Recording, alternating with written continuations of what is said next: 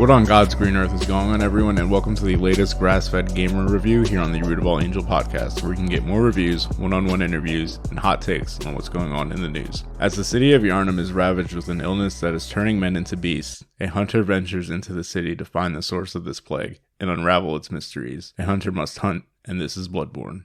Bloodborne is an action-focused role-playing game developed by From Software and published by Sony Computer Entertainment. The game was released for the PlayStation 4 in March of 2015. Back in 2015, I was a sophomore in college, and I remember picking up Bloodborne from my local GameStop. I remember the game being very difficult, frustrating, and although I beat the game, it was one of those games I just played because it was the new thing. To be honest, at the time, I was obsessed with the game Destiny and didn't really want to or had time to play other games, and I didn't really have time to appreciate Bloodborne for what it truly was. However, thanks to a global pandemic, I finally came back to Yharnam, and boy did I enjoy my brutal stay. Bloodborne is instantly recognizable with its original presentation, especially with its gothic Victorian setting of Yharnam. The city is bleak, dark, filthy, and intimidating, especially with its cathedrals and other dreadful dungeons throughout the land. The sound design is fantastic with the guttural roars of beasts, the slashing and clanging of your weapon, and the epic musical score. They all come together to make this world feel alive and kicking. Creature design is top-notch with feral werewolves, witches, mangled bodies, and other enemies that only live in nightmares. Enemies have their own attack patterns as well and are essential for you to learn so you may make it through the night. To combat these enemies, Bloodborne offers you multiple ways to slay these beasts. Each weapon has a standard form and a secondary form, which may deal more damage but limits mobility and vice versa. There are multiple weapons to use,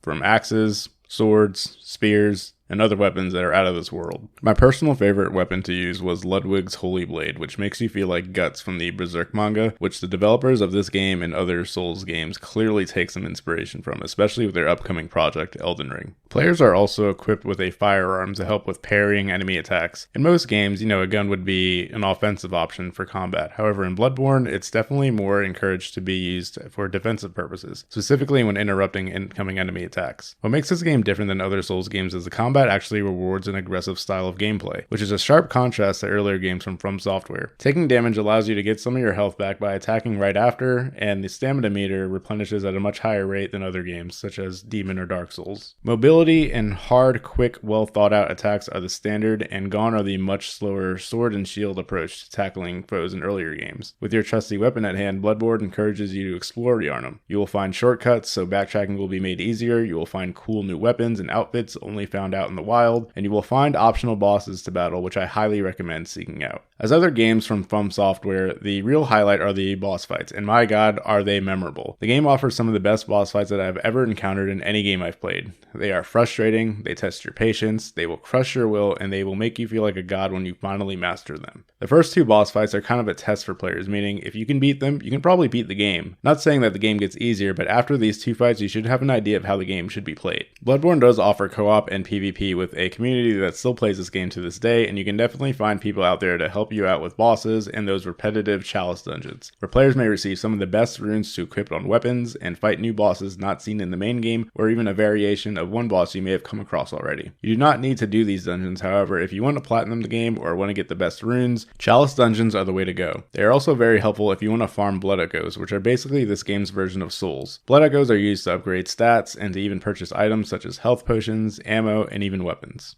Along with the base game, Bloodborne has maybe my favorite DLC ever, behind the Witcher 3 DLCs. The Old Hunters DLC is mandatory for Bloodborne. It is mandatory for the experience, as it has my favorite boss fight in the entire game and offers more lore and insight into the already strange hell that is Yharnam. Without spoiling, the last boss fight in the Old Hunters DLC is so haunting and forces players to use everything they have learned to best it. Overall, the DLC is totally worth playing and, dare I say, essential. My only issue with this game is that it is not yet optimized for next gen, meaning it is stuck at 30 frames per second. Now, it is still very playable, and I still do play it and enjoy it very much, but could you imagine this game with the fast-paced combat optimized at 60 frames per second on a PlayStation 5? Exactly. Other than that slight issue, I still highly recommend checking this one out. This game is challenging and will not be for everyone. However, if you stick with it and come to peace with dying a lot, you will find one of the best games ever made. I give Bloodborne a 5 out of 5 stars. Thank you all for listening to this grass-fed gamer review here on the Root of All Angel podcast, and for more reviews, follow me on Twitter and Instagram at Root of All Angel to be on the lookout for more future content.